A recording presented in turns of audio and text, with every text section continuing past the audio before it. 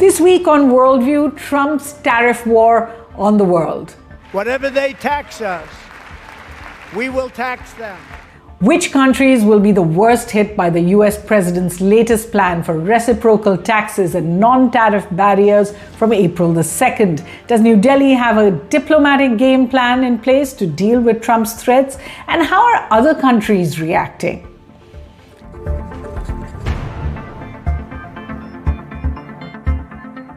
Hello and welcome to Worldview at The Hindu with me, Suhasini Haidar.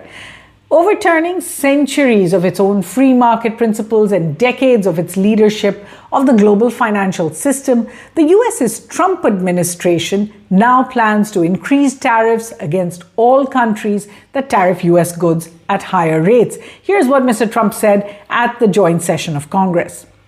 April 2nd, reciprocal tariffs kick in. And whatever they tariff us, other countries, we will tariff them. That's reciprocal, back and forth. Whatever they tax us, we will tax them. Other countries have used tariffs against us for decades, and now it's our turn to start using them against those other countries. On average, the European Union, China, Brazil, India, Mexico, and Canada, have you heard of them? And countless other nations charge us tremendously higher tariffs than we charge them. It's very unfair. India charges us auto tariffs higher than 100%. But he has said it before. In addition to what's planned on April the 2nd, Trump actually announced 10% additional tariffs on China, taking the new tariffs to 20%.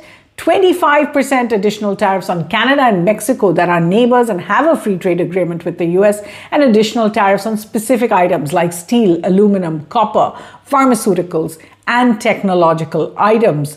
Finally, on reciprocal measures on non-tariff barriers, so market access and special subsidies will also have a reaction. So how did India react? We have an understanding that we would be negotiating a bilateral trade agreement with the United States. So that process would unfold. Our trade ministers, they're holding discussions right now. So one has to see where that goes. The External Affairs Minister there giving a very hopeful response. But remember, Trump's first announcement of reciprocal tariffs targeting India and other countries had been made on February the 13th itself, just before Prime Minister Modi's meeting with Mr. Trump when they announced that bilateral FTA. And the next announcement he made came just after Commerce Minister Piyush Goyal met his US counterpart in Washington, Howard Lutnick, to discuss this bilateral FTA. So other countries have actually reacted much more strongly than India has. China said it was ready for tariff war or any kind of war that the US wants. Here's what the foreign minister said. 不是负责任的大国所为，中美经贸关系是相互的、对等的。如果选择合作，就能实现互利共赢；如果一味施压，中方必将坚决反制。 Canada hit back, as did Mexico, and they announced 25% counter tariffs on US goods. Here's what the Canadian foreign minister said, calling it a psychodrama. We continue to defend Canadians' interests in the context of this unjustifiable trade war that was launched by the US. And also we'll make sure that we will never negotiate against ourselves. And so we will be there to stand strong. And it's not true that we will go through this psychodrama every 30 days. Eventually, after calls between all the leaders in North America, the US backed down on those, postponed reciprocal taxes for the neighbors, that's Mexico and Canada, until April 2nd. All eyes now, of course, on what happens to tariffs on China, given that Beijing has now announced it's putting 10 to 15% tariffs on US goods immediately. So there's a lot to unpack over there, but one real note, does the US have a point? Why are tariffs from other countries higher than the US's tariffs at all?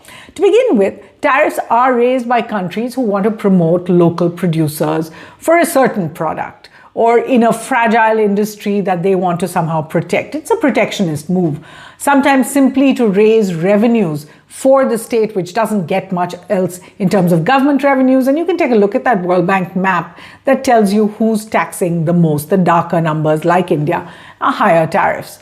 In the longer, broad term, tariffs reduce trade and are actually a diplomatic challenge. So they are less used by countries that can afford not to impose them, can afford not to use them.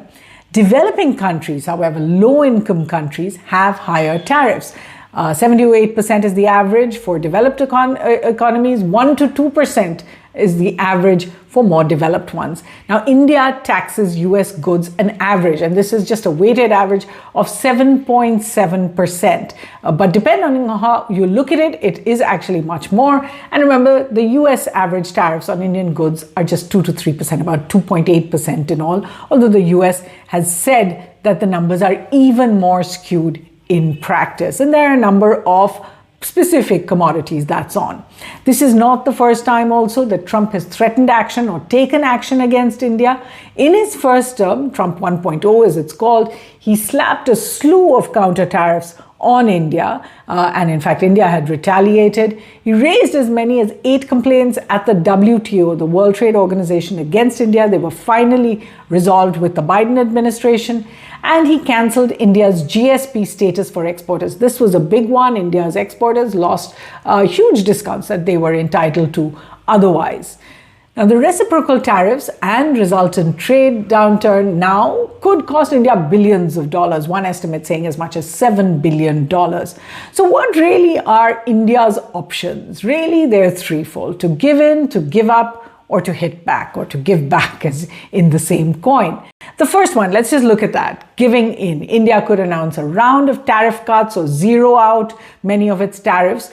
Before Modi's visit to Washington, remember, the government had already reduced tariffs on items like bourbon whiskey, on wines, on motorcycles, electric vehicles as well, simply because these segments were where there were very high taxes, some as much as 100 to 150%.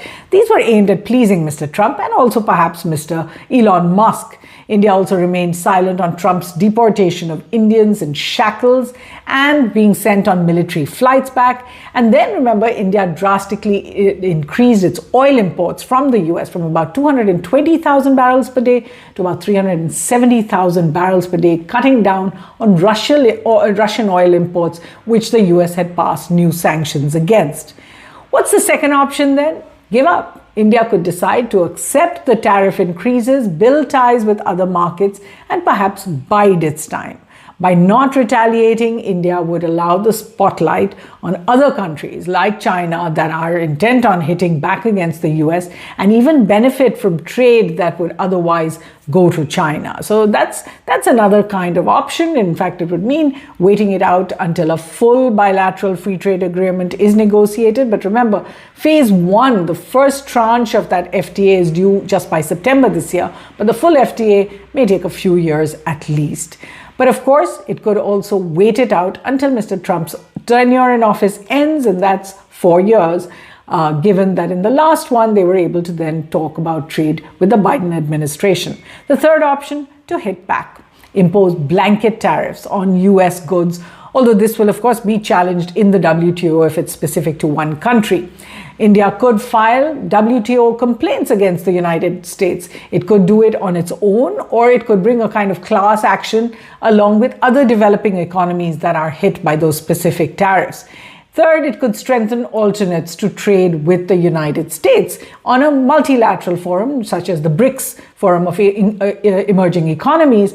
And the fourth, it could focus on building its local alternatives, Make in India as it's called, to US goods. However, this option will invite more retaliation from the US and eventually have a spiraling effect. So what's Worldview's take? Traditionally, trade issues, trade wars of this sort are dealt with outside the diplomatic realm, dealt with by negotiators.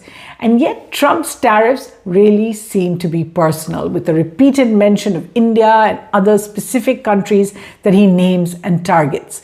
This is eventually about how countries deal with each other, and simply giving in to such unilateral measures only emboldens the country imposing them, while India must take a long, hard look and rationalize its own protectionist measures and how it deals with trade. Backing down in the face of such blatant bullying may not actually produce the desired outcome either. So India has to really balance this out. It's not a given that India should keep quiet here. Let's get you some reading recommendations there. There's one called No Trade is Free, a book, Changing Course, Taking on China and Helping America's Workers. This is by Trump's previous trade czar, Robert Lighthizer, very well known in India in the trading circles. In fact, on that note, the USTR, the US Trade Representative, has an India brief. It's worth reading for how the US administration really looks at India, and the link is there. It's open to all. The second book, India's Trade Policy in the 21st Century, it's part of a Routledge studies in the growth economics of Asia. This is by Amita, Batra, very renowned scholar on the subject. There's India's Trade Policy, the 1990s and beyond, by Arvind, Panagariya, that actually says India should be part of more free trade agreements. There's India's Moment, Changing Power Equations Around the World by Mohan, Kumar. This is a book I've spoken about before. And then there's this really interesting book, a different perspective, called Trade War, Containers Don't Lie, Navigating the Bluster by Laurie and Larocco. And it really looks at the US-China trade war more closely and what the facts on the grounds are. There's also a few papers that have just come out with Mr. Trump's announcements that I found useful, so I'll give you two.